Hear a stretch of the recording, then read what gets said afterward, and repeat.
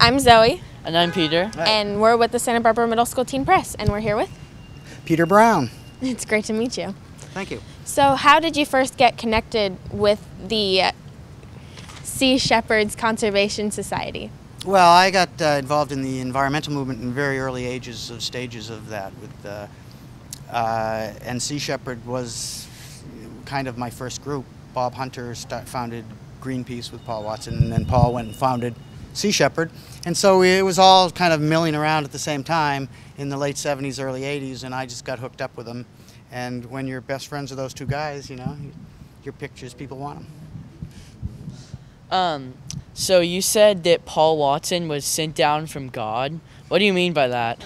No. I said some people believe that Paul Watson is a mythical character sent to the earth to save animals for God. I didn't say I believed it. As a matter of fact, I spent the whole film saying, I don't believe that. I think he's incredibly lucky.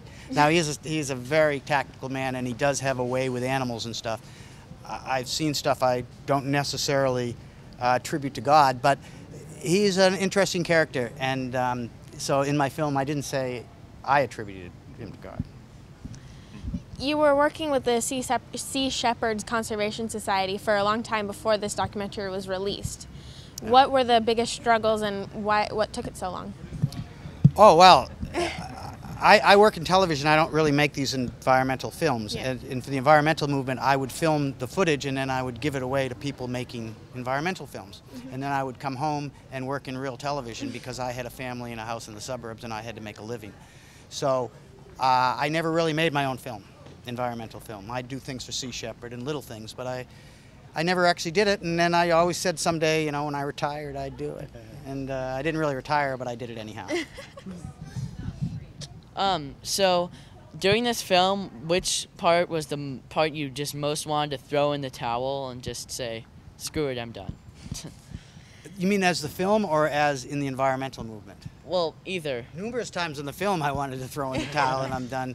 I mean, there's over 2,000 hours of footage you had to look at in 7 different formats in PAL, NTSC. I mean, it was just a nightmare. So that made me want, the technical problems that I never imagined I would run into made me want to give the film up numerous times. But the environmental movement, I'll never give it up. I mean, it's, you know, I have kids, I want them to have, you know, animals and wilderness around when they grow up and their kids grow up. And, you know, I think everyone should stand up and say what they believe. And I have a particular point of view, and I, you know, think it's time. What can we as kids do to help?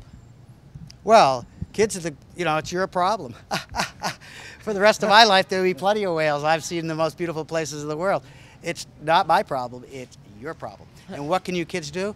Well, first of all, you have a consciousness which has already been raised. So you start with something that I didn't have when I was a kid.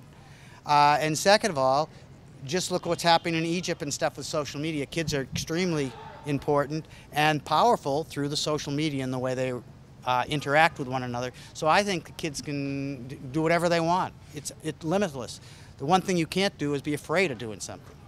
You know, the fear is what'll stop you from doing stuff. And you know, so you know, just don't be afraid. Do it. You'll probably come back okay. What did you want to happen as a result of this film? Well, actually, I'd like people to see the film, and I'd like people to get energized to go out and do something.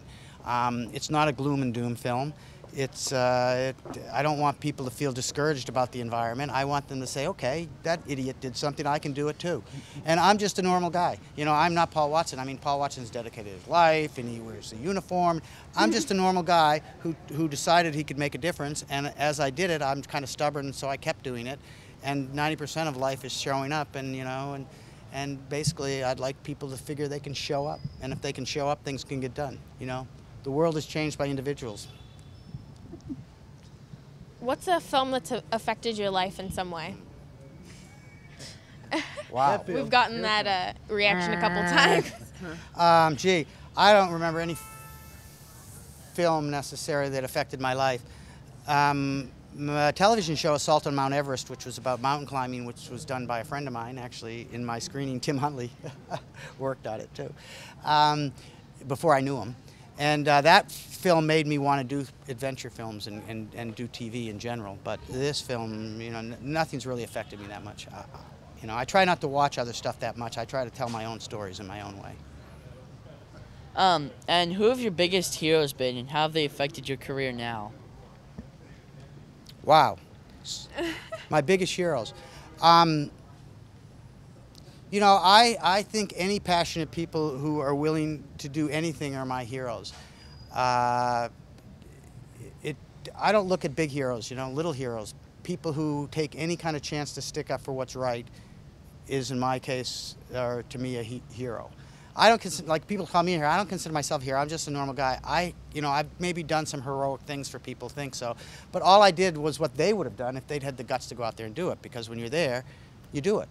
So it just basically gets through the fear and get out there and do things to make a difference.